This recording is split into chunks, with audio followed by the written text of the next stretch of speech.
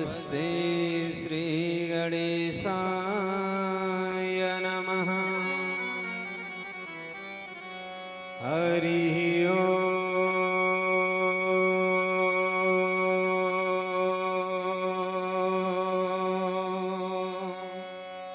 स्वस्ति श्री गणेशाय नमः। येषु सर्वदा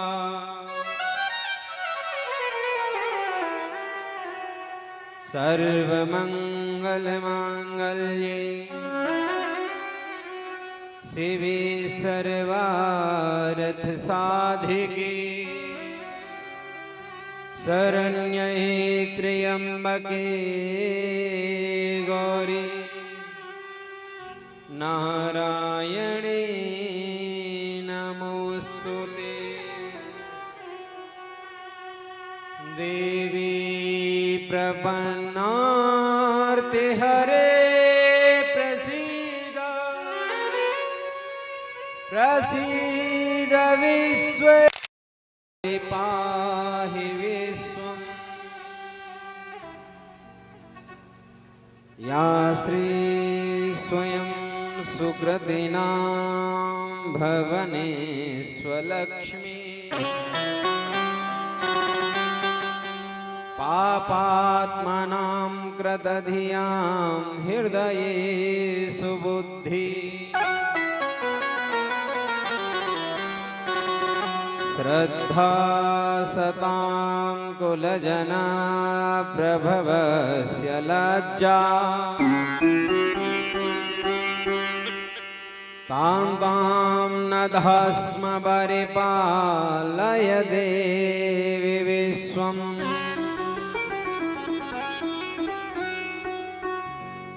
नारायणं नमस्कृत्य नरं चैव नरोत्तमं देवीं सरस्वतीं व्यासं ततो जयमुदीरये।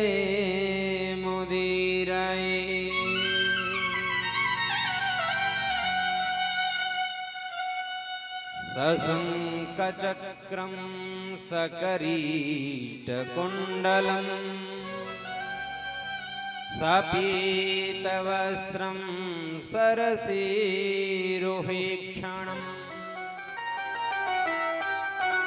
सहारवक्षस्थलकौस्तुभश्रियं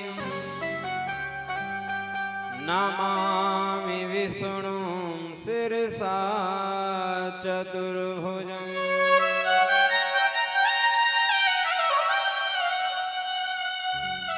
राम रामेति रामेति राम नाम वरानने। गुरुर्ब्रह्मा गुरुर्विष्णु गुरुर्देवो महेश्वरः गुरुः साक्षात् परब्रह्म तस्मै श्री गुरवे नमः।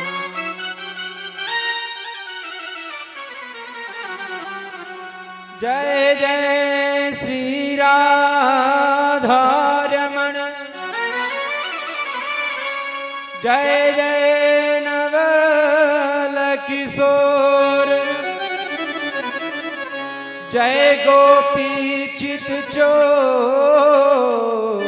प्रभु जय जय माखन चोर।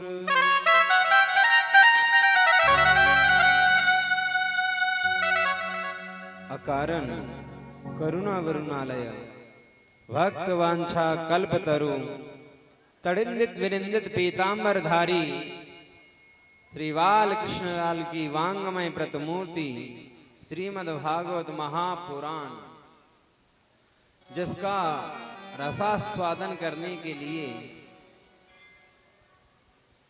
मंदिर परिकर में विराजमान प्रत्यक्ष अप्रत्यक्ष रूप से समस्त देवी देवता धोने वाले बाबा, इन सभी के चरणों में प्रणाम करते हुए दूर दूर से पधारे समस्त श्रोतागण, पिता समान मेरे बुजुर्ग, हम उम्र भाई, भक्ति स्वरूपा व नन्हे मुन्ने छोटे बच्चे, भक्ति स्वरूपा माता और बहनें, मंच पर आसीन मेरे संगीतज्ञ एवं आचार्यगण, आप सभी के मन में अपनी श्री राधा रमण देव जी की अहेतु की अनुपायनी दिव्य छटा को अपने हृदय भवन में बिठाते हुए आज की इस ज्ञान गंगा में प्रवेश करेंगे। आइए कथा में प्रवेश से पूर्व मन और वाणी को पवित्र करते हुए 2 मिनट भगवान नाम संकीर्तन करेंगे। जय राधे राधे गोविंद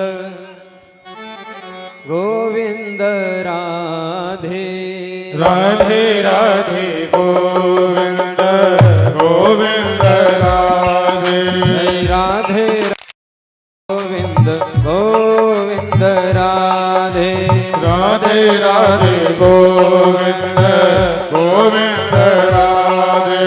गोविंद राधे गोपाल राधे गोविंद राधे गोपाल गोविंद राधे गोपाल राधे गोविंद राधे गोपाल राधे। जय राधे राधे हरि गोविंद राधे जय राधे राधे गोविंद गोविंद राधे।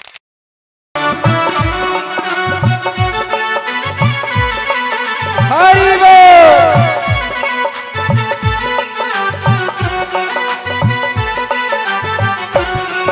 भजमिताई गौर हरि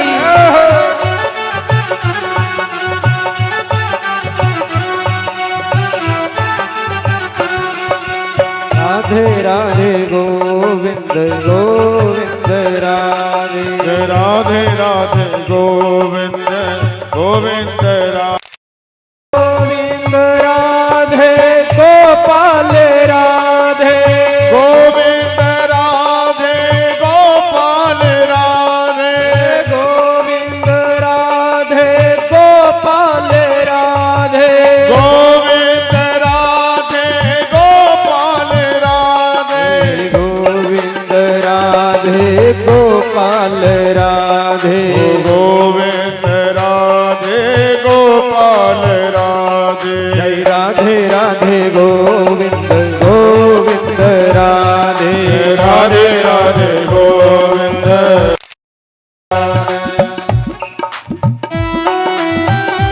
हरि बोल।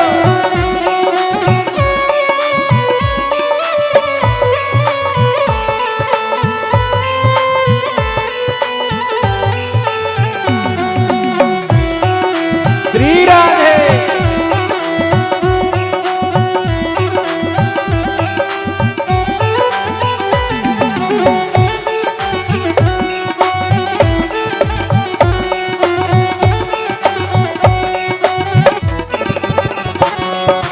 राधे राधे गोविंद गोविंद राधे राधे राधे गोविंद राधे।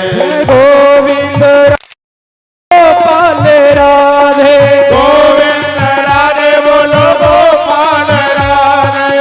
गोविंद राधे बोलो गोपाल गोविंद राधे बोलो गोपाल राधे। गोविंद राधे बोलो गोपाल राधे गोविंद राधे बोलो गोपाल राधे। गोविंद राधे बोलो गोपाल राधे गोविंद राधे बोलो गोपाल राधे। राधे गोविंद राधे बोलो गोपाल राधे। श्री वृंदावन की बनो भ्रमर करत गुण जा प्यारी राधिका डोले नंद कुमार। गोविंद राधे बोलो गोपाल राधे, गोविंद राधे बोलो गोपाल राधे। पूर्ण होती है, विश्राम लेती है, तो आंख खुल के जैसे देखते हैं कि तो सामने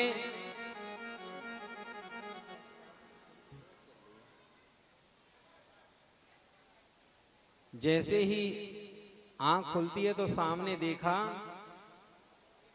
कि एक बूढ़ी औरत सामने खड़ी हुई है।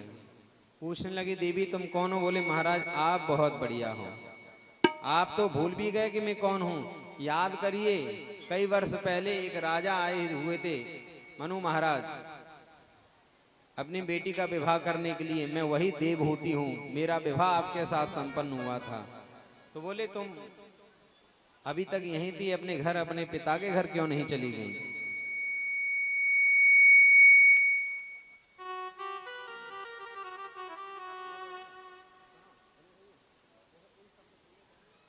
नहीं चली गई। बोले पिता के घर पत्नी का जब विवाह हो जाता है, जब बेटी का विवाह हो जाता है तो पति सर्वस्व होता है, उसके घर का त्याग करके नहीं जाना चाहिए। बड़े प्रसन्न हुए, बोलिए कि कहिए आपकी मनोकामना क्या है? तो देवहूति कहने लगती हैं,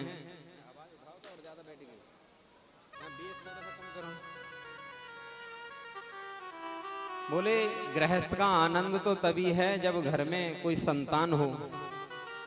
समझ गए? तो उन्होंने कहा कि सामने सरोवर है, सरोवर में स्नान करिए। जैसे ही सरोवर में स्नान किए कश्यप जी ने और देवहूति ने, तो 24 वर्ष के तो कर्दम जी हो जाते हैं और 18 वर्ष की देवहूति हो जाती हैं। और एक दिव्य विमान है जिसका नाम है कामत विमान, जिसमें सैकड़ों दास दसियां उनकी सेवा में लगी रहते हैं। जो भी भोग के संसाधन होते हैं वो सारे भोग के संसाधन उस कामत विमान में विराजमान है। और ये जो विमान है ना, ये किसी ईंधन से, किसी फ्यूल से नहीं चलता है, ये मन की गति से चलता है। जैसे ही कर्दम जी किसी जगह का संकल्प लेते हैं कि ये विमान वहां पहुंच जाए, तो संकल्प की गति से, मन की गति से वह विमान उस जगह पर चला जाता है। देखिए कितने बड़े वैज्ञानिक हुए, ऐसा विमान पहले से ही तैयार कर दिया जो बिना किसी ईंधन के चलेगा। और कई वर्षों तक गृहस्थ का आनंद लिया, सोचा कि एक संतान हो जाएगी तो जाके जंगल में तप करूंगा, लेकिन प्रभु को तो कुछ और ही मंजूर था। पहली संतान कन्या हुई, दूसरी संतान कन्या हुई, 9 कन्याएं इनके पैदा होती हैं। विचार करने लगे, मैं तो भजन करने के लिए साधु महात्मा हुआ था और गृहस्थ में फंस गया, अब तो कोई भजन ही नहीं कर पा रहा हूं। तो घर छोड़कर जंगल में जाने के लिए तैयार हो जाते हैं। तो तुरंत पत्नी ने रोका, बोले आप छोड़कर जा रहे हैं, ये बेटियों की जिम्मेदारी किसकी है? जब तक गृहस्थी अपने गृहस्थ के कार्यों से परिपूर्ण ना हो जाए, जब अपना कर्तव्य पूरे ना हो जाए, तब तक गृहस्थ नहीं छोड़ना चाहिए। अरे आप छोड़कर चले जाएंगे, बेटियों का विवाह होगा, कन्यादान होगा, या तो कोई इनका भाई होता जो कि ये सारे कार्यों का निर्वाह कर सकता था, लेकिन अभी कोई पुत्र तो है नहीं। तो रुक जाते हैं कर्दम जी, बोले भगवान ने मुझे आशीर्वाद दिया था कि पुत्र बनकर आऊंगा, जब घर में ही भगवान को आना है तो बाहर क्यों जाऊं? कपिल भगवान का अवतार होता है। बोले कपिल भगवान की जय।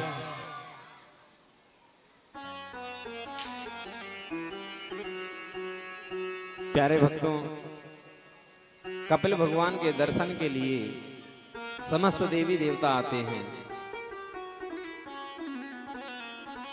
ब्रह्मा जी भी आते हैं अपने 9 पुत्रों को लेकर। तो जो कर्दम जी की 9 कन्याएं हैं, इनका विवाह ब्रह्मा जी के 9 पुत्रों के साथ संपन्न होता है।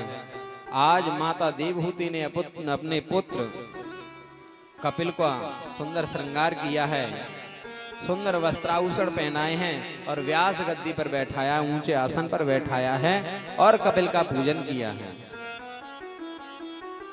माता नीचे बैठी है, पुत्र ऊपर बैठा है। इनकी 9 बहनें भी सत्संग के लिए आ जाती हैं और दिव्य सत्संग चल रहा होता है।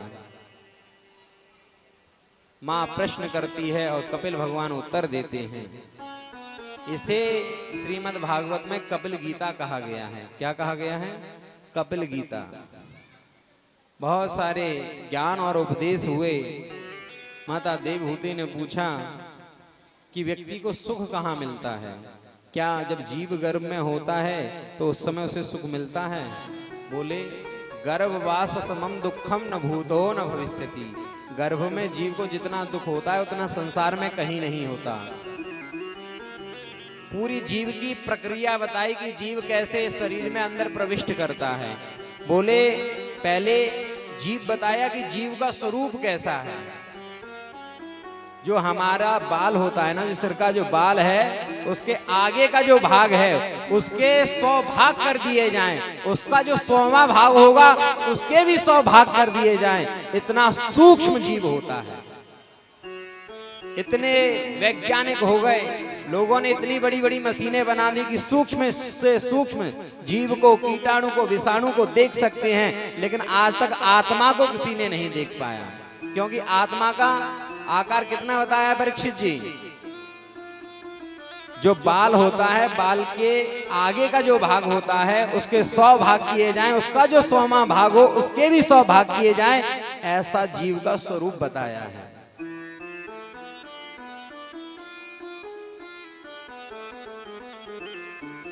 भगवान जब संकल्प लेते हैं उस जीव के कर्मानुसार उसको देह प्राप्त होती है। कई लोग कहते हैं कि नहीं भाई सूक्ष्म जीव बड़ा होता होगा।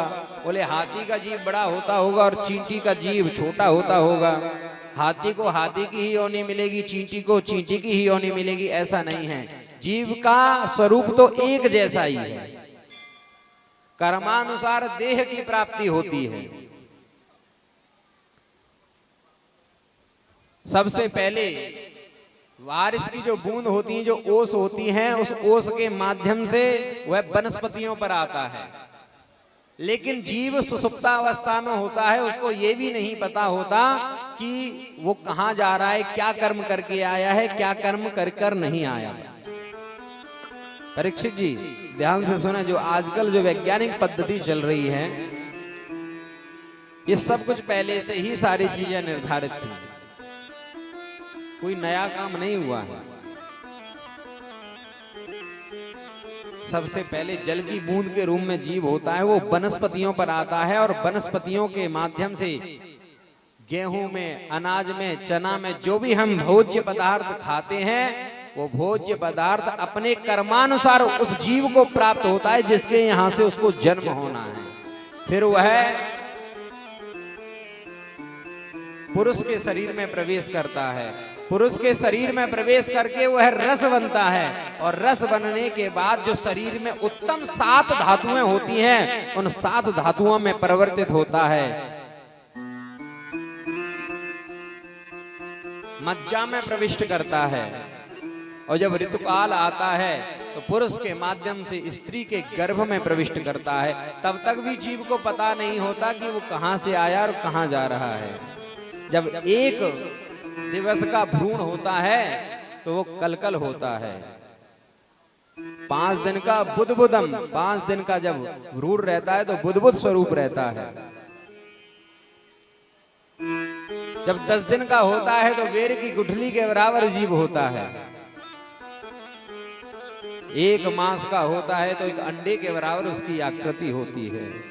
धीरे धीरे दूसरा महीना प्रारंभ होता है तो उसी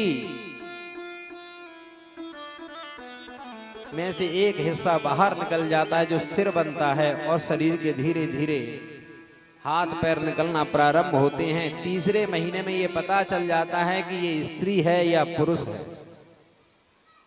नख चिन्ह बनना प्रारंभ होते हैं। अंदर ही जीव में रहता है। जो भी माँ भोजन प्राप्त करती है उसी के माध्यम से उसको भोजन प्राप्त होता है। माँ यदि चटपटी वस्तु खा ले तो जीव को लगती है, कुछ गर्म वस्तु, कुछ ठंडी वस्तु, सबका वह अनुभव करने लगता है। जैसे जैसे बड़ा होता जाता है, 5 महीने का होता है, तो उसके भी भोजन करने की इच्छा होती है, नाखून इत्यादि लग जाते हैं। अब उसे भूख लगती है, चूंकि उसका मुख बन गया है, भूख प्यास को महसूस करता है, तो माँ के पेट का गंदा पानी उसके मुख में न चला जाए, तो उसके शरीर के ऊपर एक झिल्ली, एक पारदर्शी, एक तरीके से पॉलीथिन जैसे उसके शरीर पे लिपट जाती है कि कोई भी गंदगी वस्तु इसके कान में, इसके मुख में, इसके नाक में न चली जाए। 7वें महीने में जीव को अपने संपूर्ण कर्म याद आने लगते हैं कि मैं क्या कर कर आया था, क्या करके नहीं आया था। गर्भ में उल्टा लटका रहता है। जब मां मलमूत्र का त्याग करती है, तो जो शिशु, जो गर्भस्थ शिशु है, उसके मुख पर होकर वह गंदगी, वो मल त्याग बाहर निकलता है, जिसे कहते हैं नर्क। असली नर्क वहीं पर होता है। छोटे छोटे जीव उस नन्हे से शिशु को काटते रहते हैं और बार बार ईश्वर से वह प्रार्थना करता है, प्रभु मुझे एक बार इस नर्क से निकाल दो, दिन रात तेरा भजन करूंगा। बड़े बड़े वायदे, बड़े बड़े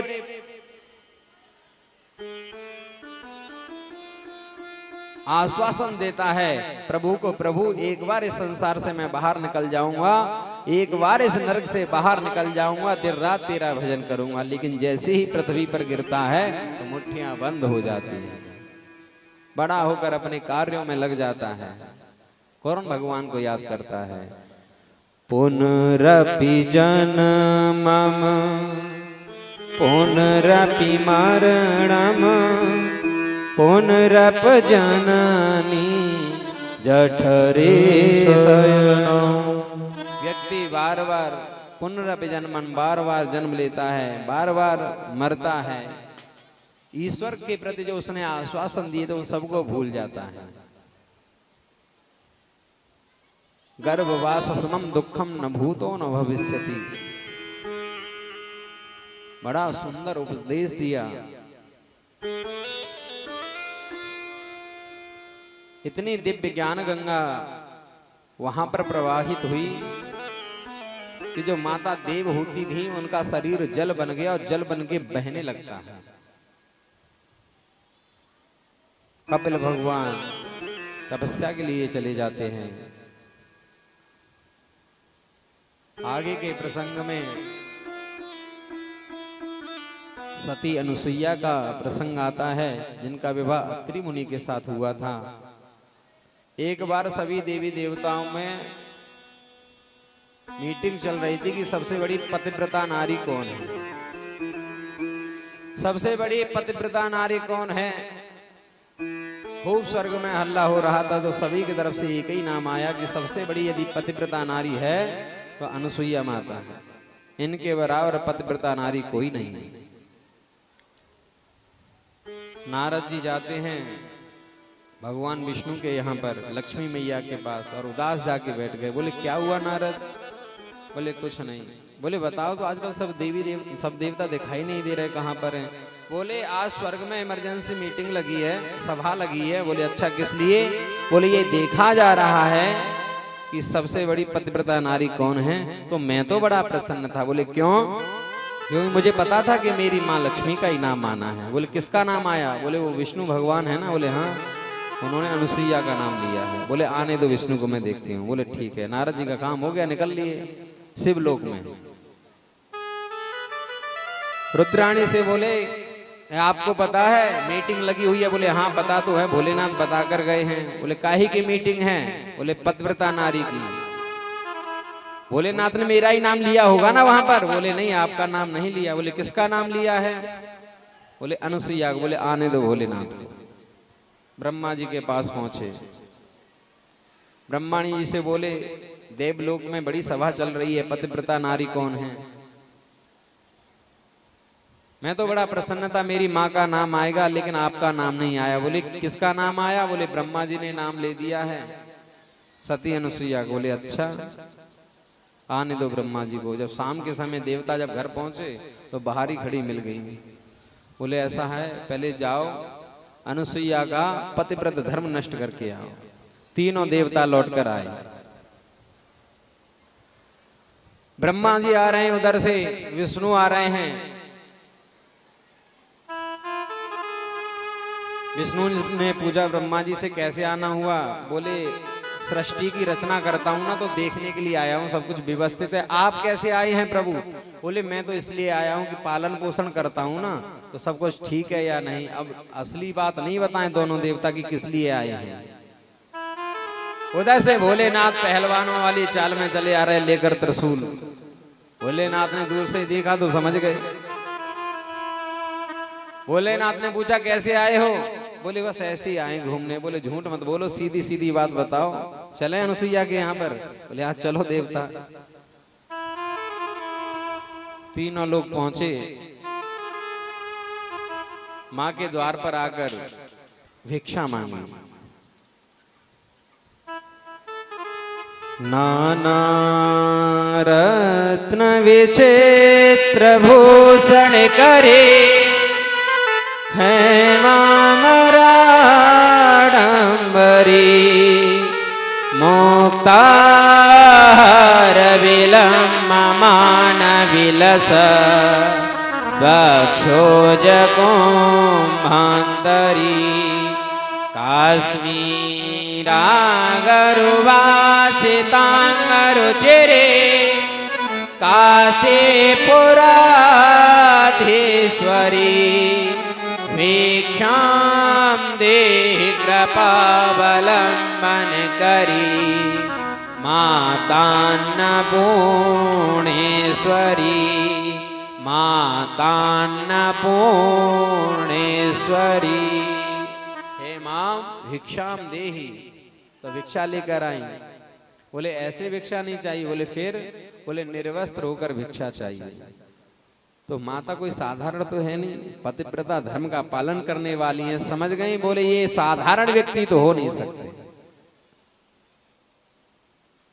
और पतिव्रता नारी या तो अपने अबोध बच्चे के सामने निर्वस्त्र रह सकती हैं अथवा अपने पति के सामने।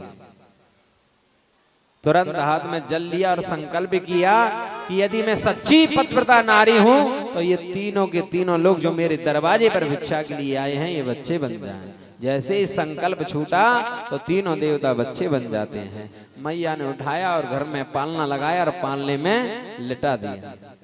या बहुत समय तक लौट कर नहीं आए, काफी समय हो गया। देवियां बड़ी परेशान। देवियों को समझ में आ गया कि नारद ने पागल बना दिया है। नारद जी को ढूंढे, नारद जी दूर से दिखाई दिए। लक्ष्मी मैया ने कहा अरे नारद बेटा थोड़ा इधर आओ।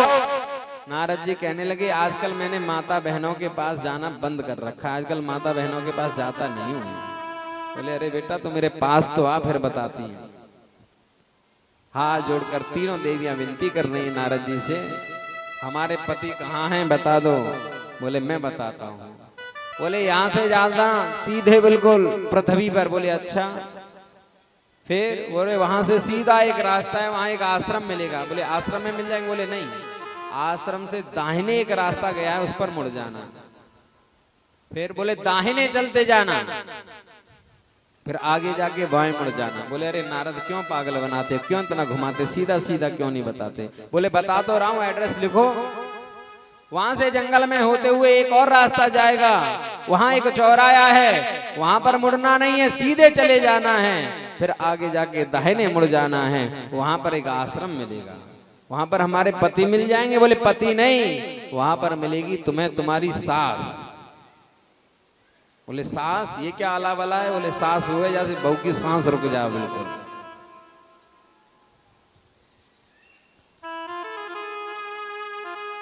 सास की सेवा करनी चाहिए, खूब मेवा मिलती है। किसी का नया नया विवाह हुआ था, आजकल जब लड़का देखने के लिए जाते हैं ना तो घर वालों की बड़ी डिमांड रहती है, बोले घर में ज्यादा भीड़ भाड़ नहीं हो, सास तो हो ही ना तो बहुत अच्छी बात है, अकेला अकेला एक लड़का हो बस, ऐसी डिमांड रहती है लड़की वालों की।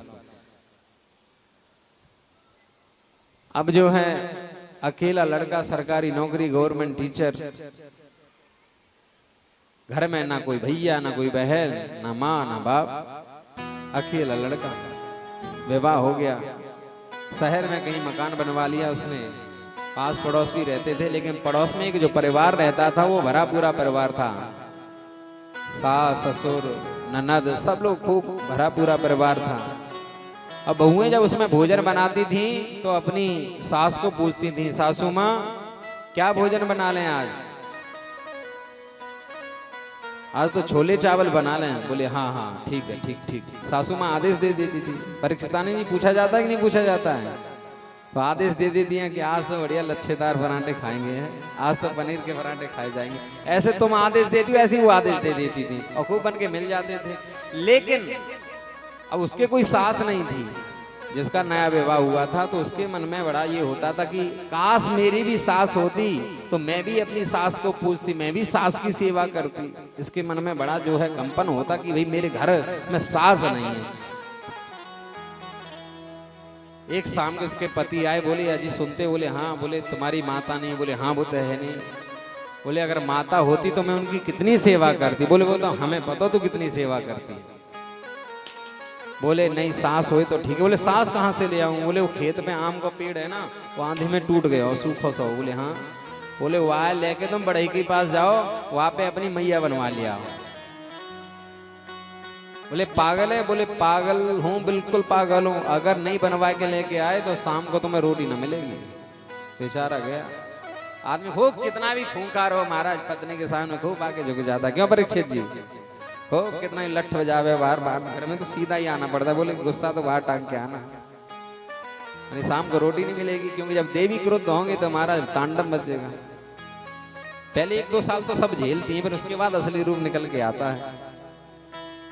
लेकिन हमारी परीक्षा नहीं ऐसी नहीं है, वो तो सीधी है बिल्कुल एकदम, उसमें तो कोई संशय नहीं।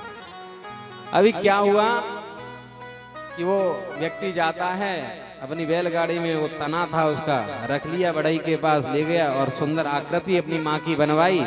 और बनवाने के बाद घर में लेकर आया और उसकी पत्नी ने सुंदर श्रृंगार किया, सुंदर साड़ी पहनाई। साड़ी पहनाकर दरवाजे पर बिठा दिया, चारपाई पर लिटा दिया। बोले सासू माँ क्या भोजन बनाऊं? अब इसकी जो खाने की इच्छा होती थी ना वही बोल देती थी। अच्छा आज तो शिमला मिर्च बनेगी। ठीक है, सासू माँ ने कह दिया कि आज शिमला मिर्च बनेगी।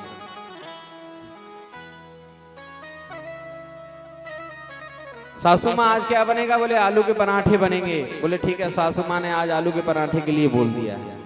खूब बनाती आराम से, लेकिन सेवा करती थी बिल्कुल निष्ठा के साथ। कभी कभी ऐसा मौसम हो जाता है, कभी सर्दी लगती है, कभी एक साथ गर्मी लगने लग जाती है।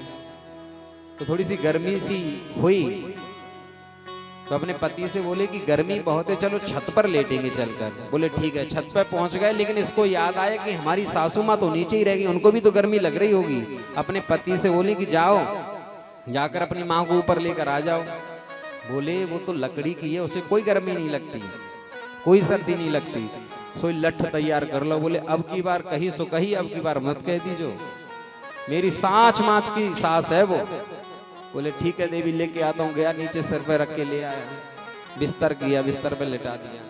अब थोड़ी सी हल्की सी बूंदें पड़ने लग गई, जैसी कल पड़ने लग गई थी। तो सब हड़बड़ा गए, ऐसी वो हड़बड़ा गए। बोले चलो नीचे, अभी भीग जाएंगे।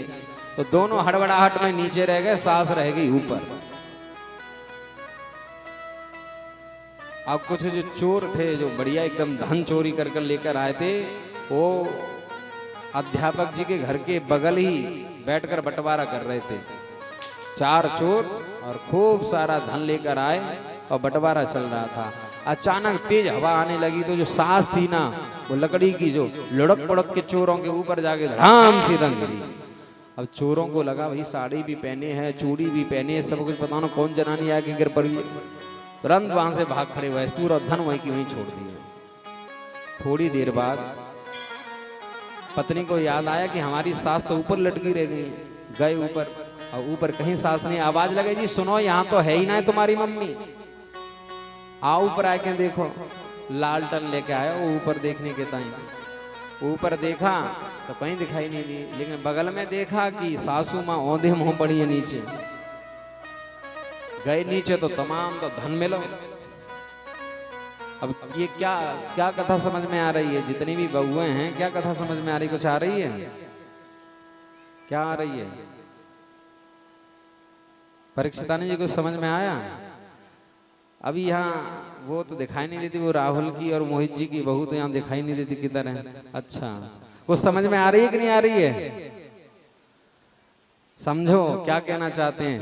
कहना ये चाहते हैं कि देखो जब लकड़ी की सास की सेवा हुई तो इतना धन मिला, और ये तो साँच माच की सास बैठी या की सेवा करो कितना धन मिलेगा।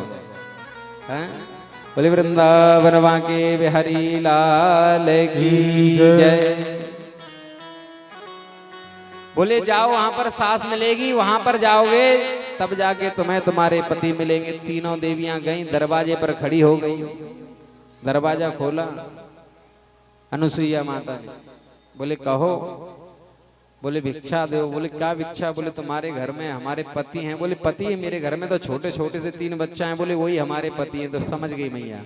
तो मैया ने कह दिया कि ऐसा है भैया, ले लो इनमें से कौन सा किसका है। बड़े चक्कर में फंस गई। लक्ष्मी मैया कह रहे हैं कहीं ऐसा ना हो कि नारायण भगवान के चक्कर में कहीं भांग वाला उठा लूं मैं, और रोज घर में तांडव मचे, रोज भांग उठवाए गए।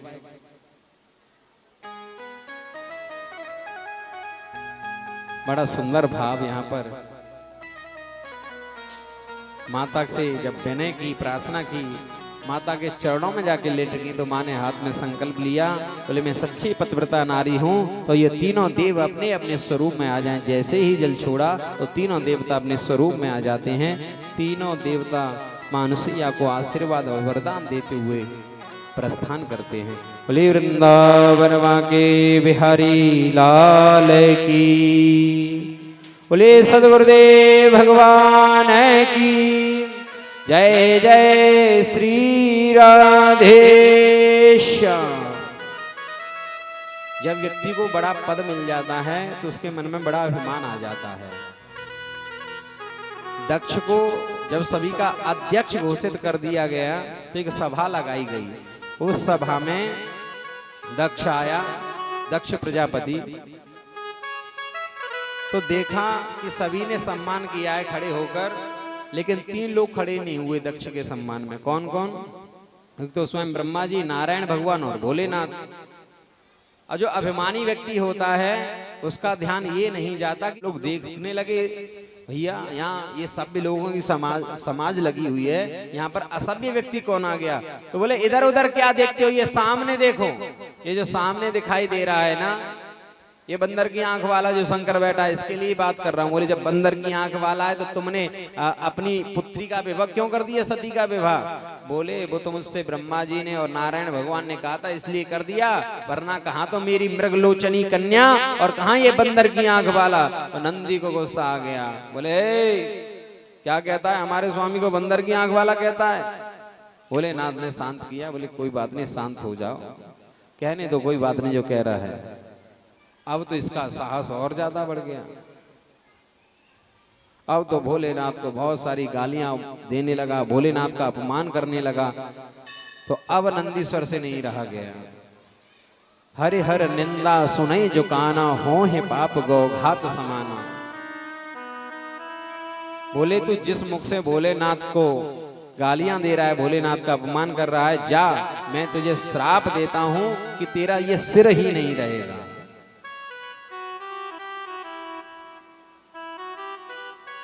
इतने में वहां पर भृगु जी बैठे थे। बोले ए नंदी, तुझे क्या मतलब, ये तो दामाद का और ससुर का आपस का मैटर चल रहा है, तू बीच में क्यों बोल रहा है? जब मैं भी तुझे श्राप देता हूं कि जितने भी भगवान शिव के गण हैं, भगवान शिव के जो भक्त हैं वो पाखंडी हो जाएं। तो सब जितने भी गण थे सब भड़क गए। बाबा, ए दाढ़ी वाले बाबा, तूने हमें पाखंडी कहा, या हम भी तुझे श्राप देते हैं कि तेरे जैसे चाटुकार ब्राह्मण श्रीहीन हो जाएंगे। अब जो शांति सभा थी वो कांति सभा में परिवर्तित हो गई। तो भोलेनाथ वहां से गायब हो जाते हैं, कल लौट कर आ गए। इस अपमान का बदला लेने के लिए दक्ष प्रजापति ने एक यज्ञ का, कनखल में एक यज्ञ का आयोजन किया, जिसमें सभी देवी देवताओं को आमंत्रण भेजा सिवाय भोलेनाथ के। अब जब 2 लोगों में आपस में खटपट होती है ना, तो तीसरा व्यक्ति बड़ा मजा लेता है। अगर घर में 2 लोगों में लड़ाई हो तो पर जब कोई रिश्तेदार भी आएगा ना, जो मजा लेने वाला व्यक्ति, वो जाके अपनी मोटरसाइकिल, अपनी गाड़ी हो जिससे लड़ाई है उसी के द्वार पे जाके रोकेगा। बोले इनमें खटकती है ना तो खूब खटकने दो आराम से। तो जितने भी देवी देवता थे वो सब एकदम अपने अपने वाहनों को गड़गड़ा के लेके जा रहे हैं। कहाँ? कैलाश पर्वत के ऊपर होते हुए। देवी जी ने इशारा करके पूछा कहाँ? तो देवी बोली उसमें से एक अप्सरा। बोले तुम्हें नहीं पता, तुम्हारे पिताजी ने एक यज्ञ का आयोजन किया है, हम सभी लोग वहीं जा रहे हैं, तुम नहीं गई अभी तक। अब एक साथ ये कह दे कि हमें तो बुलाया ही नहीं तो अच्छा ही नहीं लगेगा। बोले तुम चलो मैं भी आती हूँ। तो आज माता सती भोलेनाथ के पास आती हैं और बताया कि यार मेरे पिताजी ने यज्ञ का आयोजन किया है, चलें। बोले हमारे पास तो कोई निमंत्रण ही नहीं आया। बोले तुम यहाँ कैलाश पर्वत में रहते हो, कोई आया होगा तो यहाँ बड़ी मुश्किल से तो लोग बाग आ पाते हैं। बोले कोई पत्र कोई संदेश ही भिजवा देते हैं। अब बोले यहाँ पहाड़ों में नेटवर्क कहाँ से आया? तो बड़ी दिक्कत है ना, पहाड़ी क्षेत्रों में नेटवर्क कहाँ आते हैं। तो बड़ी हिसाब से कह रही हैं माता सती। क्या कह रही हैं? बोले आपको पता है? बोले क्या? बोले आपकी ससुराल में आपके ससुर जी ने बहुत बड़ी यज्ञ का आयोजन किया है, चलो चलकर दर्शन कराते हैं। माता बहनों को जब अपना काम निकालना होता है ना, जब कोई घमंड वाली बात करेंगे, बोले मेरे घर में ऐसा होता था, मेरे पिताजी ऐसा करते थे, मेरे पिताजी ने कोई कमी नहीं रहने दी, मेरे भाई ऐसे, मेरे बंधु ऐसे। लेकिन आज माता ने ऐसा कोई मेरा कुछ नहीं किया, सब आपका। क्यों? क्योंकि भोलेनाथ को थोड़ा अपनत्व तो महसूस हो जाए, इसलिए। बहुत विनय की भगवान ने कहा कि नहीं, देखो बिना बुलाए नहीं जाना चाहिए। जब नहीं मान रही सती तो आज भोलेनाथ को वो बात बतानी पड़ी जो वहां पर यज्ञ में अपमान हुआ था, जो सभा में अपमान हुआ था कि तुम्हारे पिताजी आए थे तो सभी लोगों ने खड़े होकर स्वागत किया। मैंने मन ही मन उनको प्रणाम किया था, लेकिन वो मेरे मन के प्रणाम को जान ना सके, वो शरीर के प्रणाम पर चले गए कि मुझे खड़े होकर प्रणाम नहीं किया। अपितु मैंने प्रणाम उनको जरूर किया था, लेकिन मानसिक रूप से प्रणाम किया था, लेकिन वो अपना अपमान समझ बैठे। याद कर लो जितने भी भाई बंधु हो जो बार बार कहते हैं ना, जब ससुराल से कोई चीज नहीं मिलती, कोई वस्तु नहीं मिलती, तो 100 बार अपनी पत्नी को सुनाते हैं, अरे तेरी ससुराल वालों ने दे क्या दिया है हमें, आखिर दिया क्या है। छोटी छोटी बातों पे कहते हैं तेरे यहाँ क्या है, क्या दिया है हमें, तेरे घर वाले हमसे ऐसे बोल रहे थे, तेरे भाई ने मुझसे ये बात कह दी, तेरे बाप ने मुझसे ऐसा बोला। लेकिन देखिए भोलेनाथ ने कितनी बड़ी बात अभी तक नहीं बताई।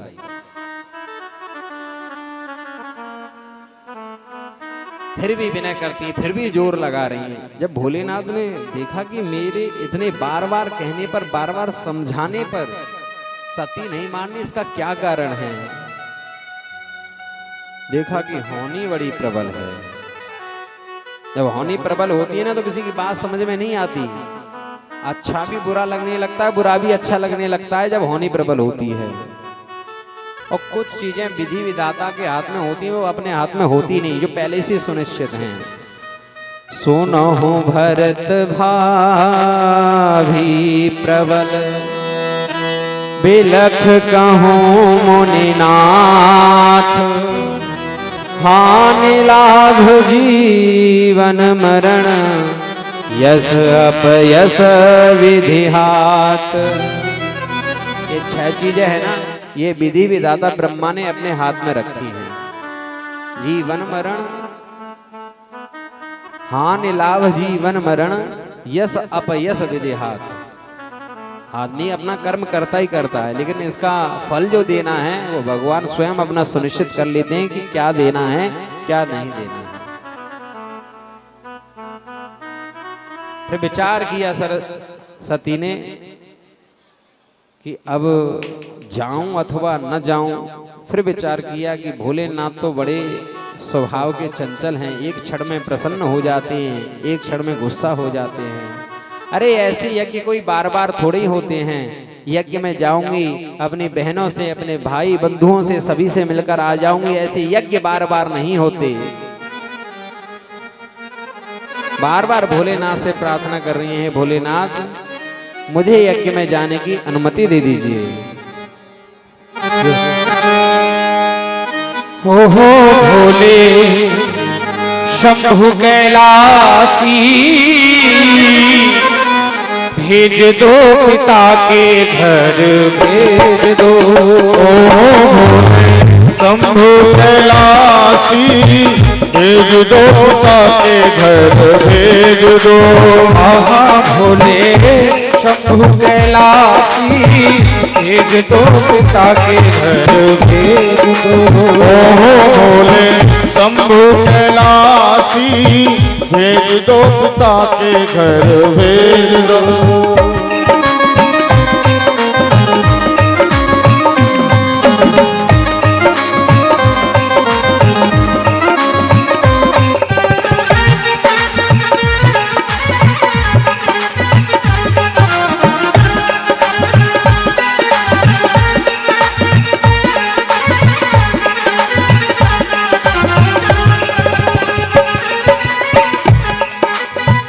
हर जाऊं खुशी मनाऊं बहनों से मिल आऊं।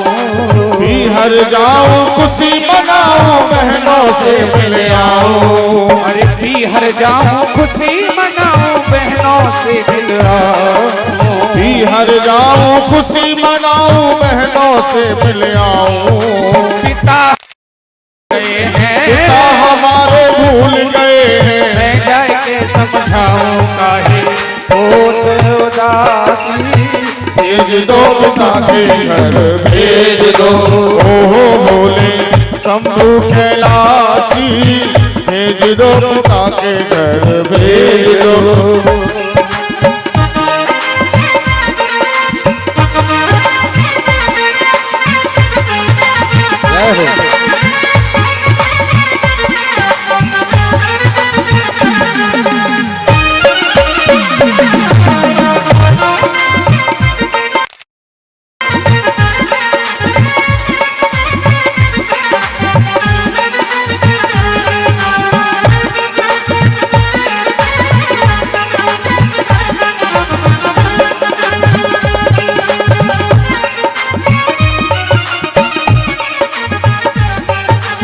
सुनो भवानी बात हमारी बिन आदर मत जाओ।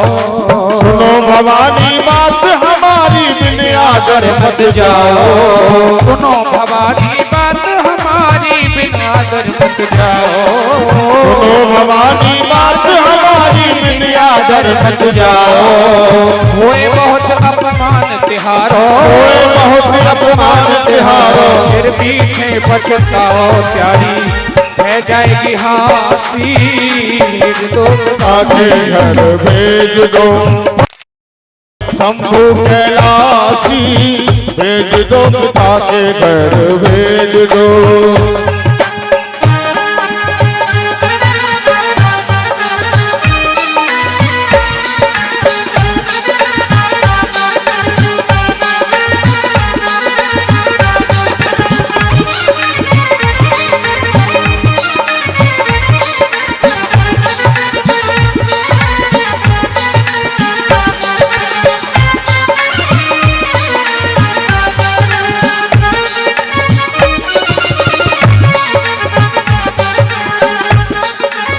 मानो बात हमारी स्वामी याद मात किया वे।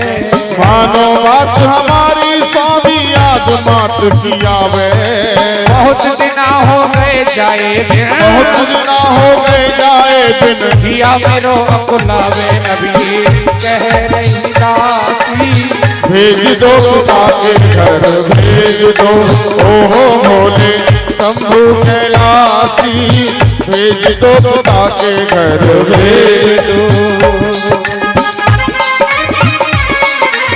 हरि बोल।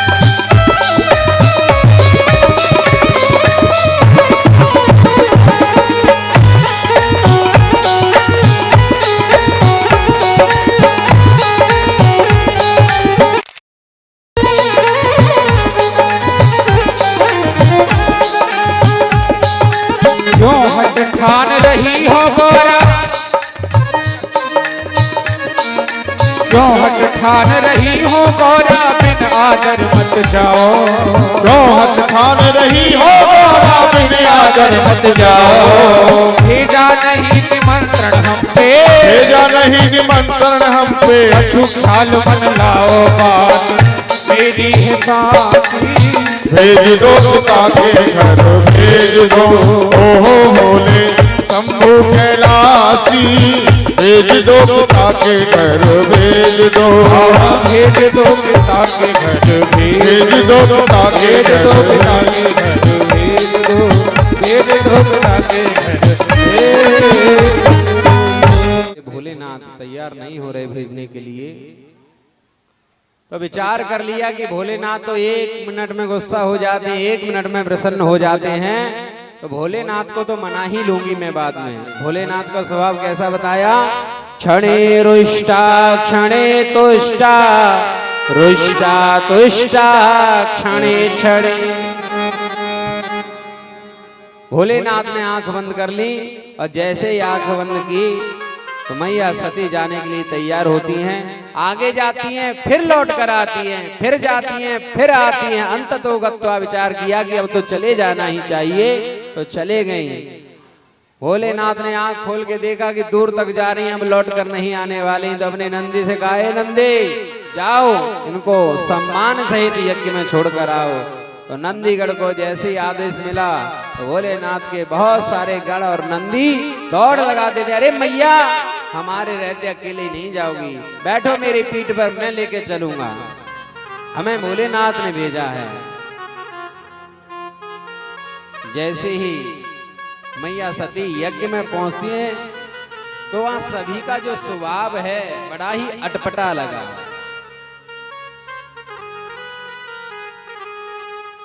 दक्ष ने स्पष्ट कह रखा था कि जो कोई भी शिव से संबंधित व्यक्ति का सम्मान करेगा वो मेरा परम शत्रु होगा। सभी ने तिरछी नजरों से देखा, कोई भी सम्मान सहित नहीं मिला। सादर भले मिली एक माता, भगनी मिली बहुत मुस्काता।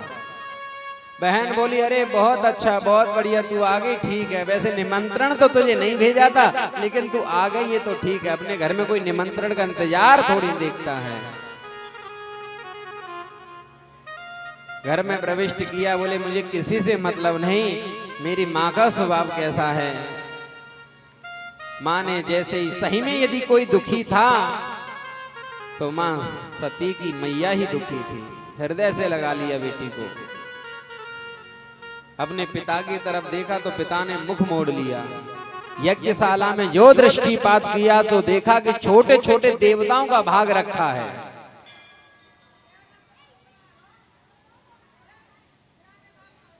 छोटे छोटे देवताओं के भाग रखे हैं, 10 दिक्पाल देवताओं के, आदि देवताओं के, प्रत्यादि देवताओं के, लेकिन कहीं भी शिव का भाग नहीं रखा। अब तो मैया क्रोधित हो जाती है। प्यारे भक्तों, जो माताएं होती हैं वो अपना अपमान तो सहन कर सकती हैं, लेकिन अपने पति का अपमान कभी सहन नहीं कर सकती। तुरंत दक्ष प्रजापति को लक्ष्य करके कहने लगी, अरे दुष्ट, तूने मेरे पति का आमंत्रण नहीं किया, जिनके बिना तो यज्ञ संभव हो ही नहीं सकते, उनके बिना तो यज्ञ कभी परिपूर्ण हो ही नहीं सकते। जो एक बार मरते समय शिव शिव कह दे उसका कल्याण हो जाता है, तू उनसे ही द्वेष करने लगा। अरे भोलेनाथ ने मुझे लाख बार समझाया कि मत जा, लेकिन मैं नहीं मानी। मैंने उल्टा ये कहा कि मेरे पिता दक्ष तुम्हारे पैर पकड़कर माफी मांगेंगे, लेकिन तू तो उनसे ही द्वेष करने लगा। रिश्ते में तू मेरा पिता लगता है, लेकिन क्या करूं, अब मैं ये शरीर लेकर शिव जी के पास भी नहीं जा सकती। क्यों? यदि मैं गई तो भोलेनाथ मुझसे कहेंगे, अरे दक्ष सुता आओ, यज्ञ में कैसा सम्मान हुआ, तो मैं ये सब बर्दाश्त नहीं कर सकती। योग अग्नि के माध्यम से अपने शरीर को भस्म कर लेते हैं। जो नंदीश्वर को पता लगा, जो शिव जी के गणों को पता लगा, तो यज्ञ में उत्पात करने लगे। लेकिन यज्ञ के जो आचार्य थे भृगु जी, उन्होंने मंत्रों से ऐसी शक्ति प्रकट कर दी कि शिव जी के गणों को मारकर वहां से भगा दिया। जैसे ही भोलेनाथ को पता चलता है, भोलेनाथ क्रोधित होते हैं, अपनी एक जटा पृथ्वी पर वहां पर पटक देते हैं। जैसे ही जमीन पर एक जटा पटकी, तुरंत उसमें से एक वीरभद्र नाम का गढ़ उत्पन्न हो गया, जो दिखने में साक्षात शिव जैसा था। प्रभु आदेश करिए, बोले जाओ दक्ष के यज्ञ में कर दो विध्वंस। अब तो महाराज पंडित जी जो यज्ञ आहुति लगा रहे थे, उन्होंने देखा ये चक्रवात कैसा आ रहा है, इतना बड़ा भयंकर तूफान कैसा चला आ रहा है, ऐसा विचार कर ही रहे थे। उधर से वीरभद्र तीव्र गति से आ रहा था, रास्ते में नंदी मिल गया। नंदी ने देखा भोलेनाथ ने वीरभद्र को भेज दिया, बड़ा प्रसन्न हुआ, वो भी लौट आए साथ में। बोले अब देखेंगे हम दाढ़ी वाले बाबा को और दक्ष को। जैसे ही लौट कर आए, यज्ञशाला में देखते देखते प्रवेश कर दिए। कोई बांस उखाड़ के फेंक रहा है, कोई बल्ली तोड़ रहा है महाराज। कुछ भूत तो प्रेत तो ऐसे थे शिव जी के गढ़, वो भंडारे में घुस गए और भंडारे में रायता रखा था, हर हर महादेव कह के उसी में डुबकी लगाने लगे, आनंद लेने लगे। भृगु जी महाराज भागने लगे तो पकड़ लिया तुरंत वीरभद्र ने। अरे पंडित जी कहाँ भाग रहे हो, दक्षिणा तो लेते जाओ। तुरंत दाढ़ी थी, दाढ़ी उखाड़ दी उनकी। भूखा देवता खूब हंस रहे थे। नंदी ने कहा ये जब ये शक्ति हमें पिटाई लगा रही थी तो ये भूखा देवता खूब हंस रहे थे। बोले अच्छा, एक घूसा हमारा वेदांती बना दिया साहब, बत्ती सी बाहर। वहां भग देवता खड़े हुए थे, बोले ये देखकर हमें बहुत आंखें मटका रहे थे। बोले अच्छा, दोनों आंखें उनकी फोड़ दी। दक्ष को पकड़ लिया, बोले ये हमारे भोलेनाथ की बहुत बुराई कर रहा था और मैंने इसको श्राप दिया था कि ये सिर नहीं रहेगा, इसका पहले कल्याण करो। गर्दन काट दी और यज्ञ में स्वाहा कर दिया, यज्ञ विध्वंस हो गया हमारा साहब। देवी देवता त्राही त्राही करके ब्रह्मा जी के पास गए, नारायण भगवान के पास गए। उन्होंने कहा कि भैया जब जिस यज्ञ में हम नहीं गए तो तुम लोग काहे के लिए चले गए। बोले महाराज गलती हो गई। बोले चलो भोलेनाथ के पास। भोलेनाथ जी एक विशाल वृक्ष के नीचे बैठकर ध्यान मग्न बैठे हुए हैं, शांत अवस्था में बैठे हुए हैं। पहले ब्रह्मा जी आते हैं, देवता दूर खड़े हो गए। बोले भोलेनाथ क्रोधित हो जाते हैं, जल्दी कहीं ऐसा ना तुम्हें भस्म कर दें, पहले मैं अकेला जाकर देख कर आता हूं क्या स्थिति है। ब्रह्मा जी गए तो भोलेनाथ ने व्यवहारिक दृष्टि से ब्रह्मा जी को प्रणाम किया। ब्रह्मा जी ने देवताओं से कहा आ जाओ देवताओं, मामला शांत है, कोई दिक्कत नहीं है। सभी देवताओं ने मिलकर भोलेनाथ की सुंदर स्थिति की। नमामि समीसान निर्वाण रूपम विभुं व्यापकं ब्रह्म वेद स्वरूपम निजं निर्गुणं निर्विकल्पं निरीहं चिदाकाशमाकाशवासं भजेऽहं निराकार ओंकार मूलं तुरीयं निराज्ञानगोपीतमीशं गिरीशं करालं महाकालकालं कृपालं गुणागार संसार पारं नतोऽहं तुषाराद्रिसङ्काशघोरं गभीरं मनोभूतिकोटि प्रवासी शरीरम।